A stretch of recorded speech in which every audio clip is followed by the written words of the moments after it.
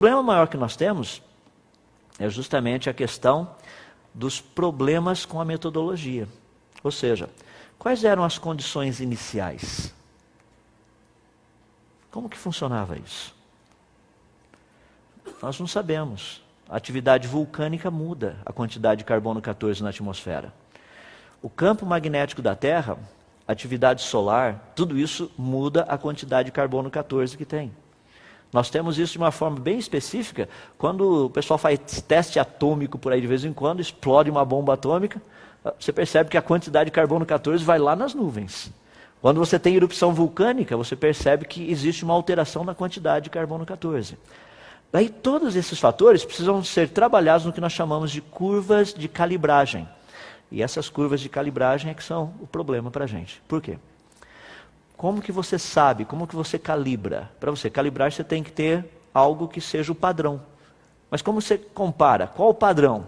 Por exemplo, essa quantidade de carbono 14 há tantos milhares de anos atrás, deveria ser essa. Mas como é que você sabe que a quantidade de carbono 14 deveria ser aquela?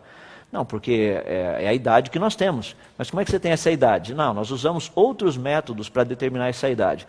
Mas sendo que os métodos têm o mesmo problema, como é que você garante que aquela idade, que aquele método produziu, que indicaria que essa quantidade de carbono 14 equivaleria àquela quantidade de anos, é verdadeira? Toda essa dinâmica precisa ser trabalhada. Curvas de calibragem e tudo mais. Deixa-me dar um exemplo, entrando na reta final, para você entender o mecanismo. Existe algo que você não precisa se preocupar com o carbono 14. O que é?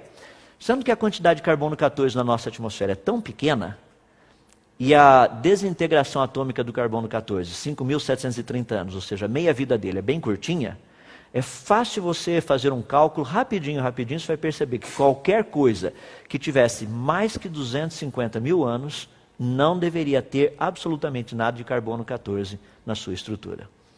Daí a coisa fica um pouco mais fácil, não somente nesse sentido, mas nós também temos equipamentos para medir a quantidade de carbono 14, daí chega um ponto que é o limite da sensibilidade do equipamento. Esse é o limite máximo, dali para frente ele não consegue medir. O limite nosso está mais ou menos em 0,055 PMCs. 0,55 PMC, estourando, seria equivalente a 62 mil anos. Em outras palavras, se você pegar uma rocha, levar essa rocha lá no seu laboratório, fizer uma medida, até ali, olha, 0,05 PMC, tudo bem, dá para a gente ter uma noção, falar, essa rocha tem 5 mil, pelo menos 62 mil anos aí, tá? Acima disso, como mencionei, já é questionável. Olha que interessante, nós pegamos rochas do período pré-cambriano que haviam sido datados com centenas de milhões de anos.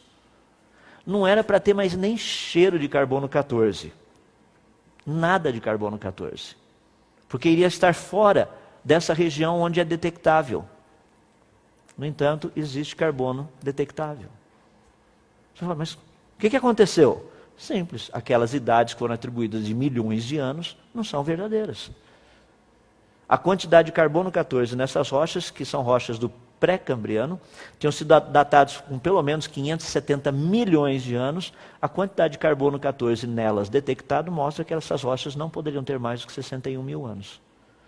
Assumindo que o método do carbono 14 está correto, certinho. Nós estamos puxando para um limite máximo, não para o mínimo. Você pega, por exemplo, fósseis do período fanerozoico, esses fósseis que foram avaliados aí, foram fósseis datados mais ou menos de 40 milhões de anos a 350 milhões de anos. O problema é que a quantidade de carbono 14 neles, além de existir, é quase a mesma. Isso significa que esses fósseis não foram formas de vida que teriam vivido de 40 a 350 milhões de anos atrás. Teriam vivido estourando no máximo 48 mil anos atrás.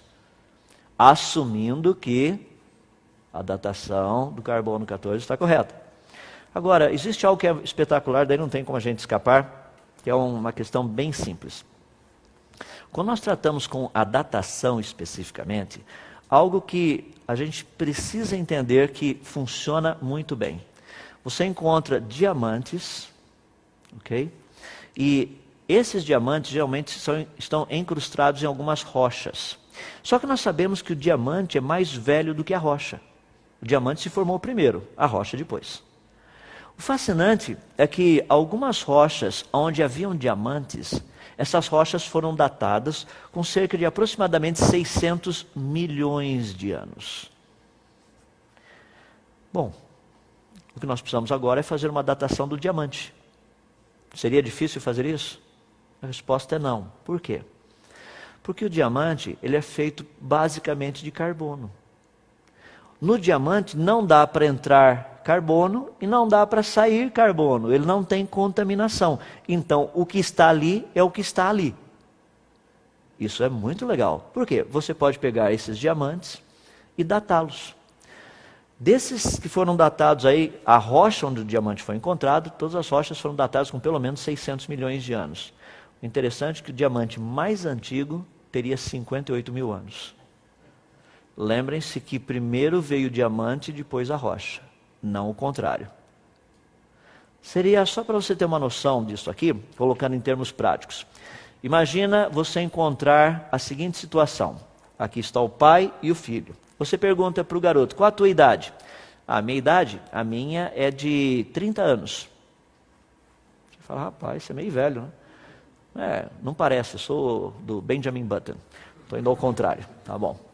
Daí você pergunta para o pai, qual a sua idade? Fala assim, bom, eu primeiramente quero deixar claro que eu sou o pai desse menino aí. Tá bom, mas ele tem 30 anos e o senhor? Eu vou fazer 15 a semana que vem. Peraí, explica de novo. O senhor é o pai dele e o senhor é mais novo do que ele? Isso não faz sentido. Exatamente a situação que nós temos. Nós temos rochas que deveriam ser mais novas do que os diamantes, no entanto, a idade delas é mais antiga. E por uma pequena diferença. Estão vendo aí questão de 600 milhões de anos aproximadamente. O que nós queremos dizer com isso? O que eu gostaria de deixar claro com isso? Que quando nós trabalhamos com essa questão dos métodos de datação, o problema maior é a implicação deles nessa interpretação da chamada coluna geológica. O grande problema, portanto, nesse aspecto, é que ao estudarmos a coluna geológica, você tem que colocar certos valores de datas. E essas datas vêm justamente dos métodos de datação. E esses métodos de datação produzem essas datas como eu acabei de mostrar para vocês. Existe uma possibilidade de datarmos coisas? Sim, existe. Mas os métodos funcionam muito bem, sem medo de errar, nesses 5, 6 mil anos apenas. Obviamente, para a teoria da evolução, isso daí não seria uma boa notícia.